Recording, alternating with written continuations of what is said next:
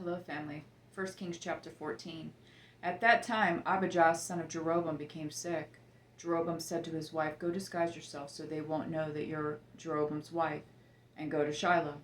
The prophet Ahijah is there. It was he who told about me becoming king over this people. Take with you 10 loaves of bread, some cakes, and a jar of honey, and go to him. He will tell you what will happen to the boy." Jeroboam's wife did that. She went to Shiloh and arrived at Ahijah's house. Ahijah could not see.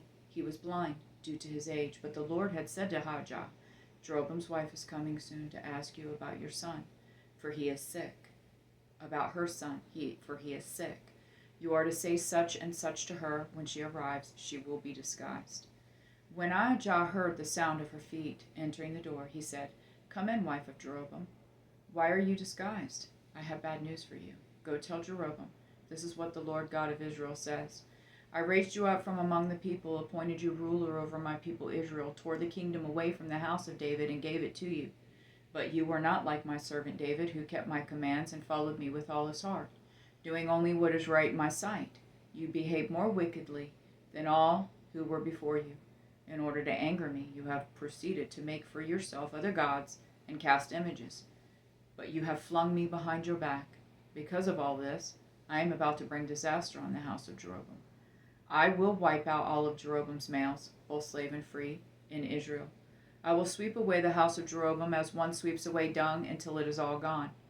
Anyone who belongs to Jeroboam and dies in the city, the dogs will eat, and anyone who dies in the field, the birds will eat, for the Lord has spoken. As for you, get up and go to your house. When your feet enter the city, the boy will die. All Israel will mourn for him and bury him. He alone out of Jeroboam's house will be given a proper burial, because out of the house of Jeroboam something favorable to the Lord God of Israel was found in him. The Lord will raise up for himself a king over Israel, who will wipe out the house of Jeroboam. This is the day, yes, even today, for the day will strike Israel so they will shake as a reed shakes in water. He will uproot Israel from the good soil that he gave to their ancestors. He will scatter them beyond the Euphrates because they made their Asherah poles, angering the Lord. He will give up Israel because of Jeroboam's sins that he committed and caused Israel to commit. Then Jeroboam's wife got up and left and went to Tirzah. As she was crossing the threshold of the house, the boy died. He was buried, and all Israel mourned for him, according to the word of the Lord he had spoken through his servant, the prophet Ahijah. As for the rest of the events of Jeroboam's reign, how he waged war and how he reigned, note that they are written in the historic records of Israel's kings. The length of Jeroboam's reign was 22 years. He rested with his ancestors, and his son Nadab became king in his place. Now Rehoboam, Solomon's son, reigned in Judah. Rehoboam was 41 years old when he became king. He reigned 17 years in Jerusalem, the city where the Lord had chosen from all the tribes of Israel to put his name. Rehoboam's mother's name was Naamah, the Ammonite. Judah did what was evil in the Lord's sight. They provoked him to jealous anger more than all their ancestors had done with the sins they committed.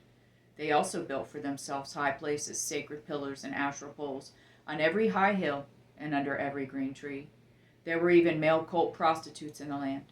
They imitated all the detestable practices of the nations the Lord had dispossessed before the Israelites.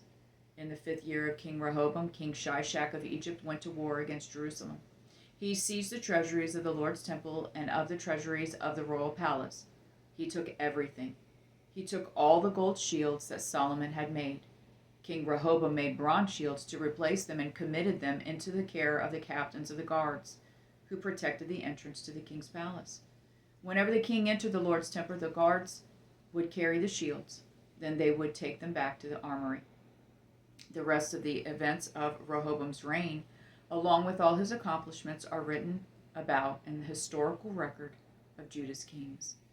There was war between Rehoboam and Jeroboam throughout their reigns. Rehoboam rested with his ancestors and was buried with his ancestors in the city of David. His mother's name was Naamah the Ammonite. His son Abijam became king in his place. I love you, Jonathan.